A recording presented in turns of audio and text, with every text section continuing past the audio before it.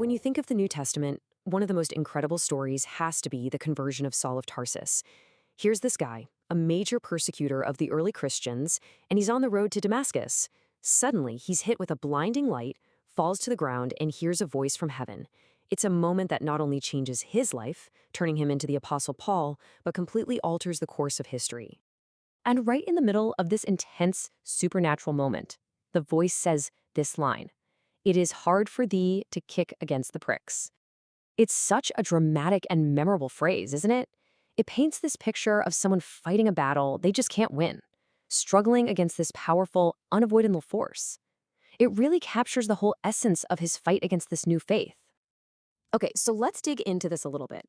For centuries, everyone just assumed this was a completely unique, divine message for Paul. But what if I told you that phrase wasn't new at all? What if its origins have nothing to do with Jerusalem and everything to do with the grand theater stages of ancient Athens? Well, that is the mystery we are going to unravel right now. To get to the bottom of this, we've got to go back in time. And I don't just mean to the first century. We need to go even further back, to the golden age of Greek theater. Because it turns out the clue to this whole thing is hiding in plain sight, right inside the script of a very famous Greek tragedy. And here it is. This is where it gets really interesting. On the left, you see the verse from the book of Acts. But look at the right. That's a line from the Bacchae, a play written by Euripides, like 500 years earlier. The phrasing is nearly identical. A character is warning someone not to kick against the pricks, a mortal going to battle with a god. The parallel here is it's impossible to ignore. So what's this play, the Bacchae, even about? Well, it's the story of the god Dionysus, who basically comes to town and punishes a mortal king named Pentheus for refusing to worship him. The source material we're looking at makes a fascinating argument. This isn't just a coincidence.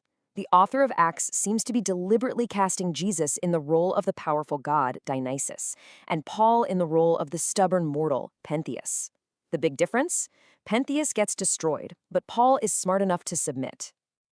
Now I know what you're thinking.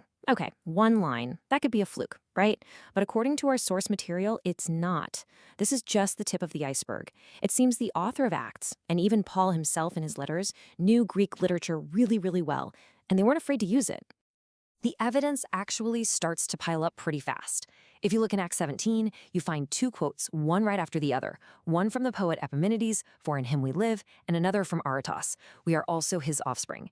Then in 1 Corinthians, Paul quotes the playwright Menandros, "Evil communications corrupt good manners." And over in the book of Titus, there's another line from Epimenides about Cretans.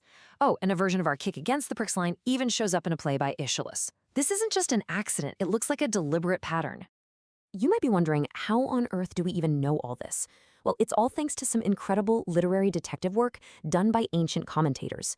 See, these scholars had access to libraries full of texts that are now lost to us, like a poem by Epimenides called the Critica. They were reading both the New Testament and the Greek classics, and they were the first ones to spot these connections and write them down, preserving that knowledge for us. So we've seen all these literary references. What does it all mean? Well, according to the source material, this is more than just a fun fact. These clues invite us to take a fresh look at the historical claims in Paul's story, suggesting that maybe the narrative is being shaped by literary traditions as much as it is by literal history.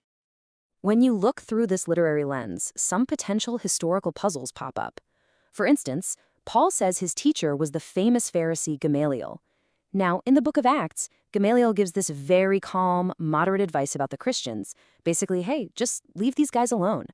So what does his star student, Paul, go and do? The absolute opposite. He starts persecuting them like crazy. Now, in that culture, the relationship between a student and teacher was a huge deal. To so publicly go against your master's advice, well, that would have been seen as a massive act of rebellion, and it definitely raises some questions. And here's another historical speed bump the source material points out. The story says Paul got permission from the high priest in Jerusalem to go arrest people all the way in Damascus. The problem is, the high priest's legal power was limited to Judea. It didn't cross Roman provincial borders into Syria. He had no actual authority in Damascus. Think of it like a city's police chief trying to make arrests in another country. The source argues this detail might be more of a literary setup, a way to get our hero to the right place for his big moment, rather than a strict historical account. Okay, so we've looked at the direct quotes from Greek poets and the historical questions they bring up. But what's the big takeaway here? Why does any of this actually matter? Well, the main idea our source presents is that the New Testament wasn't written in a cultural vacuum. The people writing it were educated, they were skilled authors who were part of the bigger literary world of their time. And recognizing these connections doesn't take away from the text. If anything, it adds another layer of depth and artistry. It lets us see the authors not just as people recording events, but as brilliant communicators using the tools of their day to tell a really powerful story. And that really just leaves us with one final thought. And it goes way beyond this one topic. It's about how we read, well, anything. Think about it. When you find out your favorite director is constantly referencing old classic films, or that a novelist you love was deeply influenced by Shakespeare, doesn't it change how you see their work? It's a great reminder that every story is part of a much bigger conversation, a web of ideas stretching back through time.